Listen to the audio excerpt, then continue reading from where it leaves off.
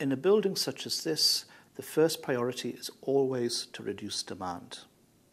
Even though we don't have the same options that one would have in respect of new build, in this particular case, we could look at insulating the ceilings, we could look at double glazing and draft proofing to the windows, and certainly in terms of a new heating system, look at quite a sophisticated and comprehensive zoning strategy, a building management system, and the use of weather compensation.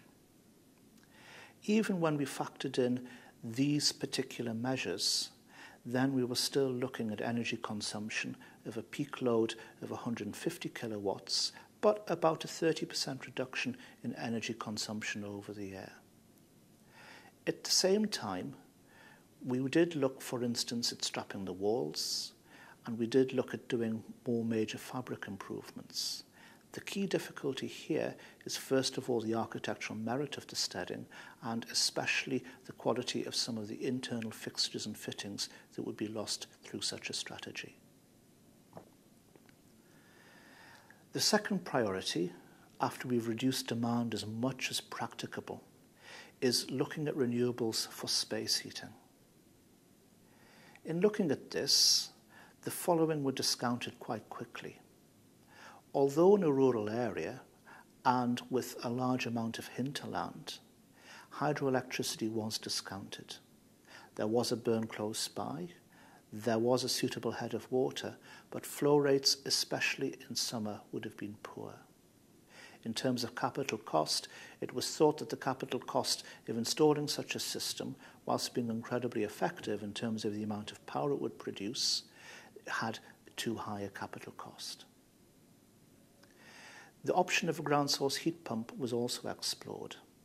This was discounted, firstly, on the basis of a very, very high peak heating demand, still of the order of about 130 kilowatts, and also because of the poor quality of the existing heat emitters, such as radiators, which the client wished to keep because of their visual value.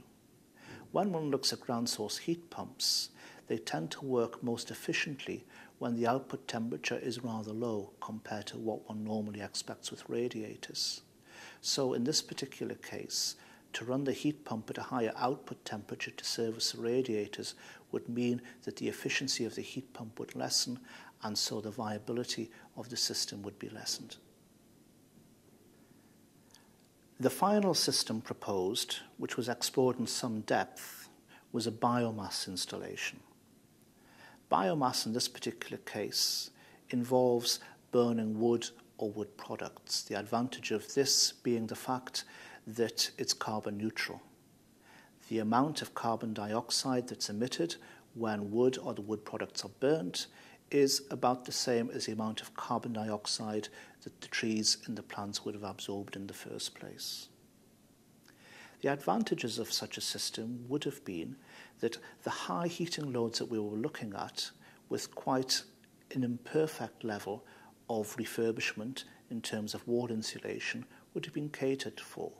130 kilowatts would be well within the bounds of possibility for a relatively straightforward biomass system. There was the possibility of local sourcing of wood chip, especially around the estate. Taking timber, refining it, storing it, drying it, and then using would be an excellent way of ensuring the transportation impacts were kept to a minimum. High output temperatures from a biomass boiler would mean that it would be relatively easy to use existing radiators in the house, and biomass uses a relatively straightforward distribution system, very, very similar to that found if a gas or oil boiler were used.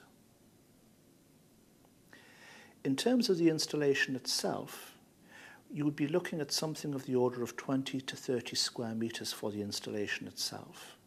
Many systems are now prefabricated off-site and delivered pre-finished in shipping container modules with some cost savings and a reduction in site disruption.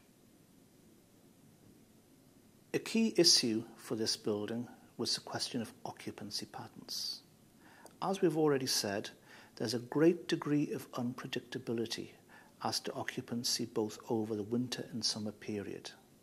times when the lodge would maybe have 1 or 2 people in, times when the lodge would be entirely unoccupied, times when the lodge would be entirely full with all 10 bedrooms. The demand we calculated varies 15-fold in terms of peak demand. As a result of this, we had a series of zonal strategies for the bedroom wings and the main living accommodation. When fully let, for instance, in autumn, we were looking at a peak heating requirement of something between 100 and 110 kilowatts. In summer, even though we were in a situation of not requiring heating, in full occupancy it would still require a major hot water service in terms of baths and showers. In winter, when the building was vacant, then we'd be looking at a heat output which would be low as 10 kilowatts. By having a series of independent zones and by having a series of multiple boilers, then hot water could be catered for separately, and as well as that, a low background heat be applied relatively efficiently to the building envelope in winter. So the proposed biomass installation included 3 boilers using wood chip, 1 entirely dedicated to hot water service. We were looking at a zonal heating system, and we were looking to specify a containerized enclosure separate from the main building. We worked out that the cost of such an installation would be of the order of about £35,000 to £40,000, not including the distribution system and radiator. The proposed biomass installation was discounted on the basis of cost and occupancy patterns. Unpredictable occupancy, especially in winter, did not justify the additional capital spend over a conventional oil installation. There were also concerns by the client in respect of maintenance and supervision issues, the collection and storage of the wood chip products, and the supervision of the boiler.